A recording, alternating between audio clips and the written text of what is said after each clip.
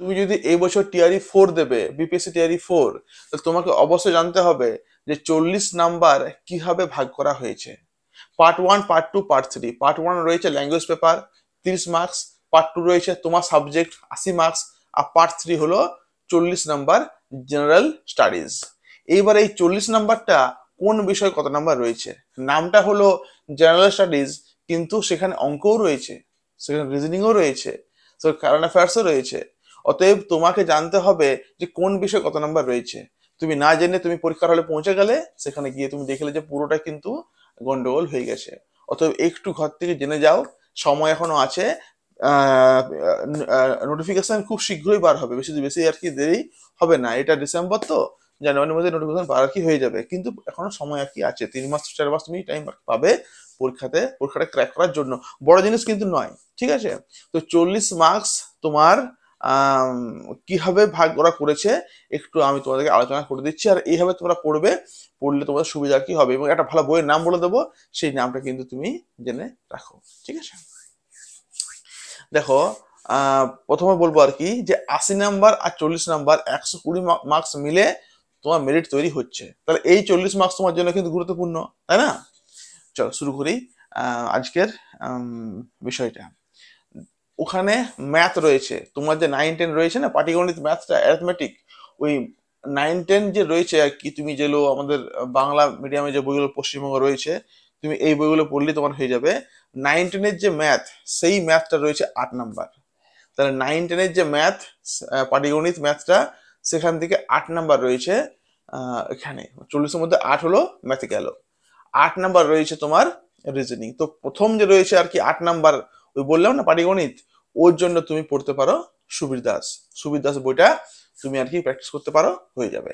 তারপর যে 8 নাম্বার রয়েছে রিজনিং পার্ট রয়েছে, 8 নাম্বার রিজনিং, সেটা তুমি পড়তে পারো আর এস আগরওয়াল। আর এস আগরওয়াল থেকে তুমি প্র্যাকটিস করো, এটা তোমার হয়ে যাবে। সুবীর দাস 8 নাম্বার, আর এস আগরওয়াল 8 নাম্বার, মানে পাটিগণিত 8, রিজনিং 8। এবারে কারেন্ট অ্যাফেয়ার্স, এই বইটা অনেকেই জানে না যে কি বোর্ড ফলো আমি করবো। কারেন্ট অ্যাফেয়ার্স কি করবো বলো তো? অ্যাচিভার্স। এটি তোমার চলছে, তোমার ডিসেম্বর চলছে, দোকানে যাও, যে বলো যে আমার অ্যাচিভার্স বইটা দরকার, আমার বইটা রাখা এখন আছে, আমি তোমাকে কালকে এটা দেখিয়ে দেবো আর কি, অ্যাচিভার্স বইটা।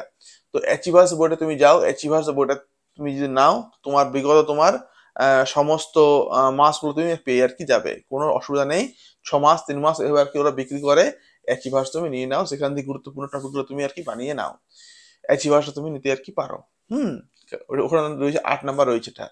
আর বাকি যে রয়েছে রয়েছে তোমার 16 নাম্বার রয়েছে, সায়েন্স থেকে আসবে, আর আসবে ইতিহাস ভূগোল থেকে আসবে, জিকে থেকে আসবে, এসব আসবে।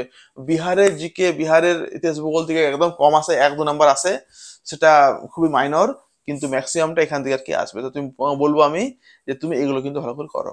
মানে তুমি যদি ধরো, এবার ধরো কি হবে না, অঙ্ক অনেকে আর কি পারে না, সায়েন্সের বাদ দাও, সায়েন্স ছেলেমেয়েগুলো বেশ এক্সপার্ট হয়, ওরা পারবে, কিন্তু ওরা এই পার্টটা আর কি ওরা খুব একটা পারবে না। সবার জন্যই একটা দুর্বলতা আছে, এমন নয় যে দুর্বলতা নেই। তো তুমি অঙ্ক পাচ্ছ না, তুমি রিজনিং পার্টটা পারবে, রিজনিং সবাই মনে পারে আর কি, 8-এর মধ্যে তুমি আর কি 5-6 তুমি পেয়েই যাবে। তারপর তুমি ইতিহাস ভূগোল তুমি ভালো করে পড়ো, ইতিহাস ভূগোলটা পড়ো, ভারতের সংবিধান পড়ো, ইন্ডিয়ান ন্যাশনাল মুভমেন্টটা তুমি জোর দাও ভালো করে, এগুলো তুমি আর কি বাড়িতে পড়ো। হ্যাঁ, মানে তোমাকে তুলতেই হবে, তোমাকে 10-12 তোমাকে তুলতেই হবে কোন রকমে। হ্যাঁ, তুমি তুলো, তুমি পারবে। অ্যাচিভার বইটা তুমি ভালো করে দেখে নাও, অ্যাচিভার্সটা। আর বাকি সায়েন্স ফায়েন্স তো রয়েছে, ঠিক আছে? এগুলো আমাকে আর কি পাওয়া যাবে, আমার মেসেজ করলে আর কি এই নাম্বারে হয়ে যাবে আর কি, ঠিক আছে? তো এইভাবে 40 নাম্বার কি ওর ভাগ করছে। পাটিগণিত 8, রিজনিং 8, 8 নাম্বার কারেন্ট অ্যাফেয়ার্স, আর 16 নাম্বার রয়েছে তোমার ইতিহাস ভূগোল, অর্থনীতি, তোমার ইভিএস, তারপর তোমার এদিকে রয়েছে সায়েন্স বললাম, ফিজিক্স কেমিস্ট্রি বায়োলজি, এইভাবে। আর জিকে, স্ট্যাটিক জিকে ভাগাভাগি করেছে ওরা, ঠিক আছে বন্ধু? তাহলে পারলে এই ভিডিওটা যাতে ছড়িয়ে দেবে, যাতে বন্ধুরাও আর কি উপকৃত হয়ে থাকে। Thank you everyone.